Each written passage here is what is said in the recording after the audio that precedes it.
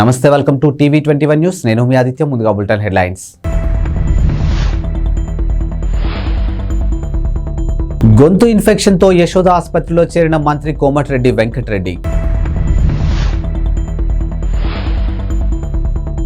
ఏపీలో మీచౌంగ్ ప్రభావిత ప్రాంతాల్లో కేంద్ర బృందం పర్యటన. మంచం కింద పడుకొని తుపాకీ పేల్చిన 4 ఏళ్ల బాలుడు తల్లిదండ్రులపై కేసు. తెలంగాణ మంత్రి కోమటిరెడ్డి వెంకటరెడ్డి స్వల్ప అస్వస్థతో ఆసుపత్రిలోనూ చేరారు. ఎన్నికల ప్రచార సమయం నుంచి ఆయన గొంతు నొప్పితో బాధపడుతున్నారు. అది మరింత తీవ్రం కావడంతో హైదరాబాద్ సోమాజిగూడలోని యశోద ఆసుపత్రిలోనూ చేరారు.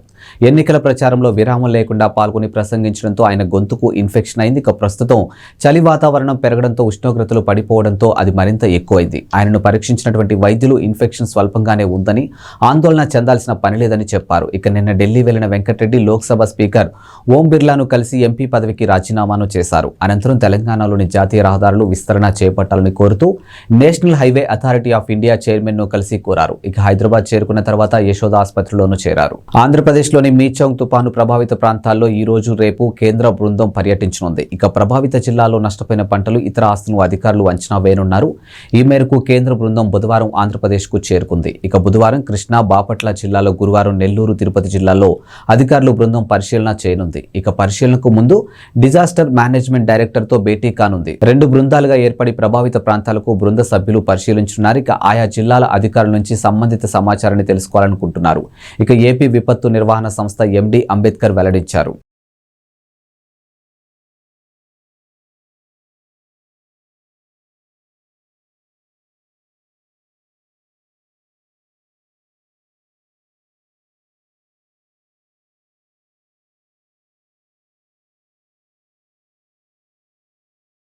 అమెరికాలోని వెస్ట్ మోర్లాండ్ కౌంటీలో ఉన్నటువంటి 4 ఏళ్ల బాలుడు మంచం కింద పడుకుని తుపాకీతో తనకు తాను కాల్చుకుని గాయపరుచుకున్నాడు. ఇక ఘటనలో తల్లిదండ్రులు లారా స్టిల్, మైకెల్ లిన్పై జిల్లా న్యాయవాది అధికారులు అభియోగాలు నమోదు చేశారు. ఈ ఘటనపై విచారణ అనంతరం పిల్లల సంక్షేమాన్ని ప్రమాదంలో పడేయడంతో పాటు నిర్లక్ష్యంగా వ్యవహరించారంటూ వారిపై అభియోగాలు కేసు నమోదు చేశారు. ఇదొక విషాద ఘటనని, ఆమోదయోగ్యం కానిదని జిల్లా అటర్నీ పేర్కొన్నారు. ఇటువంటి వారిని నిరోధించాల్సిన అవసరం ఉందని అన్నారు. ఇలాంటి ఘటనలకు నిరోధించాలంటే అందుకున్నటువంటి ఏకైక మార్గం తుపాకును సురక్షిత ప్రదేశంలో ఉంచడమేనని స్పష్టం చేశారు. ఈ ఏడాది జూలై 6న రోస్టవర్ టౌన్షిప్లో ఉన్నటువంటి గౌడియా డ్రైవ్లోని తన ఇంట్లో 4 ఏళ్ల రోనీలిన్ ప్రమాదవశాత్తు తుపాకీ పేల్చి గాయపడ్డాడు. వెంటనే అతని ఆసుపత్రికి తరలించారు. ఇక చిన్నారి ఇప్పటికీ నిరంతరం వైద్య సంరక్షణ పొందుతున్నట్లు అధికారులు తెలిపారు. ఇక తుపాకీని లోడ్ చేసి బెడ్రూమ్లో నేలపై ఉంచడంతోనే ఈ ఘటన జరిగిందని విచారణలో వెల్లడైంది.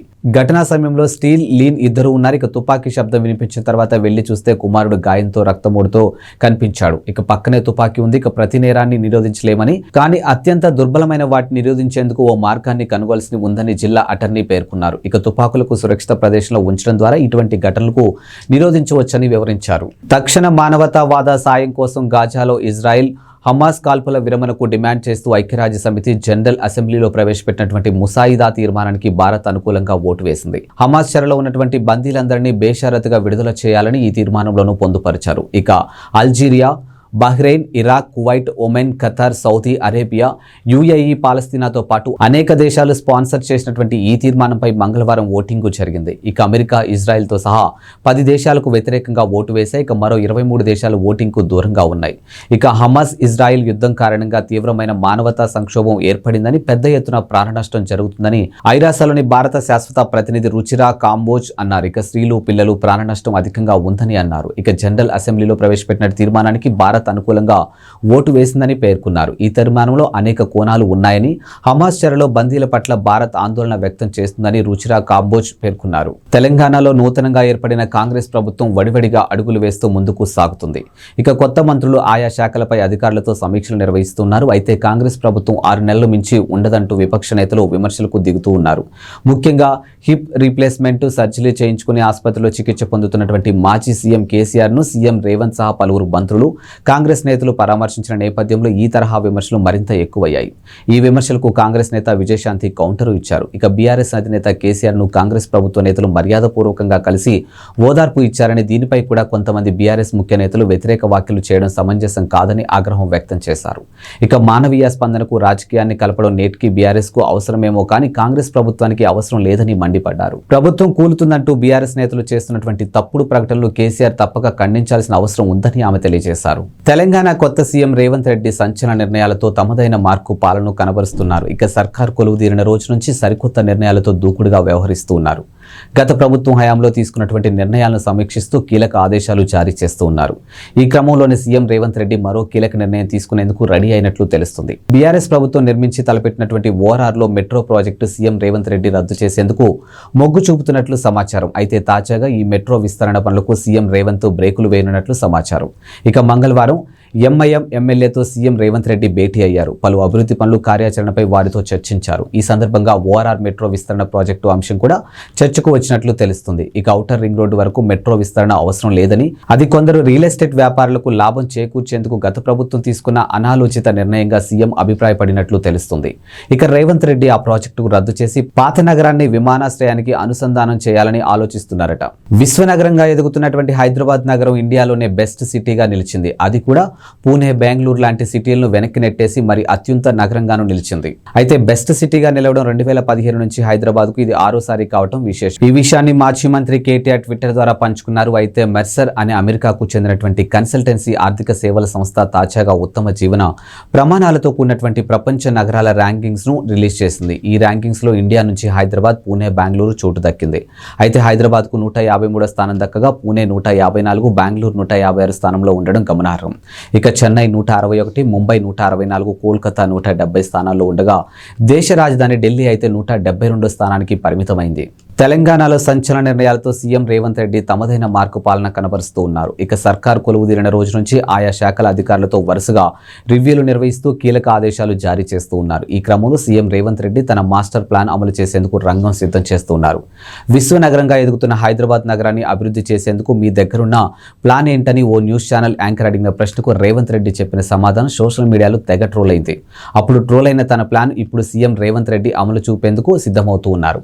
హైదరాబాద్ మహానగరంలో మూసీ నది ప్రారంభమయ్యే ప్రాంతం నుంచి చివరి వరకు మూసీ నది పరివాహక ప్రాంతాన్ని మొత్తం ఉపాధి, ఆర్థికాభివృద్ధి ప్రాంతంగా రూపుదిద్దించాలని సీఎం రేవంత్ రెడ్డి అధికారులను ఆదేశించారు. వైఎస్ఆర్సీపీ అధినేత వైఎస్ జగన్ కీలక నిర్ణయం తీసుకున్నారు. ఇక వైఎస్ఆర్సీపీ రాష్ట్ర యువజన విభాగం, మహిళా విభాగం నూతన కమిటీలు నియమించారు. కొత్తగా కార్యవర్గాన్ని నియమిస్తూ ఆదేశాలు జారీ చేశారు. ఇక యువజన విభాగం అధ్యక్షుడిగా బైరెడ్డి సిద్ధార్థరెడ్డి, ఉపాధ్యక్షులుగా కొండా రాజీవ్ గాంధీ, పిన్నెల్లి వెంకట్రామరెడ్డిని నియమించారు. ఇక మొత్తం 64 మందితో నూతన కమిటీని నియమించినట్లు వైఎస్ఆర్సీపీ కేంద్ర కార్యాలయం ఓ ప్రకటనలోనూ పేర్కొంది. మరోవైపు వైఎస్ఆర్సీపీ రాష్ట్ర మహిళా విభాగానికి కూడా నూతన కమిటీ నియమించారు. ఇక వైఎస్ఆర్సీపీ మహిళా విభాగానికి ఎమ్మెల్సీలు పోతుల సునీత, వరదు కళ్యాణిలు ఇద్దరిని అధ్యక్షులుగాను నియమించారు. అలాగే ఉపాధ్యక్షులుగా మంతెన మాధవి వర్మ, బండి పుణ్యశీల, డాక్టర్ శశికళను నియమించారు. ఇక మొత్తం 64 మందితో నూతన కార్యవర్గాన్ని నియమిస్తున్నట్టు పార్టీ కేంద్ర కార్యాలయం ఓ ప్రకటనలోనూ విడుదల చేసింది.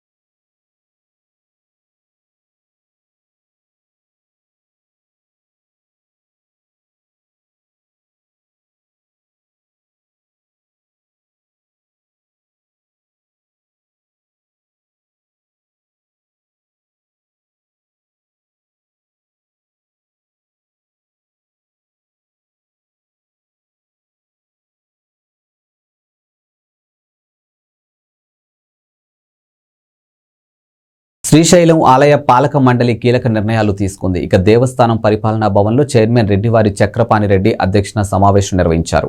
ఆలయ ఈవో డి పెద్దిరాజు 30 అంశాలు ప్రవేశపెట్టగా 28 అంశాలకు సభ్యులు ఆమోదం తెలిపారు. ఇక ప్రధానంగా మహాక్షేత్రంలో సామాన్య భక్తుల కోసం 200 వసతి గదులు కూడినటువంటి సముదాయాన్ని 52 కోట్లతో నిర్మించేందుకు ఆమోదం తెలిపింది.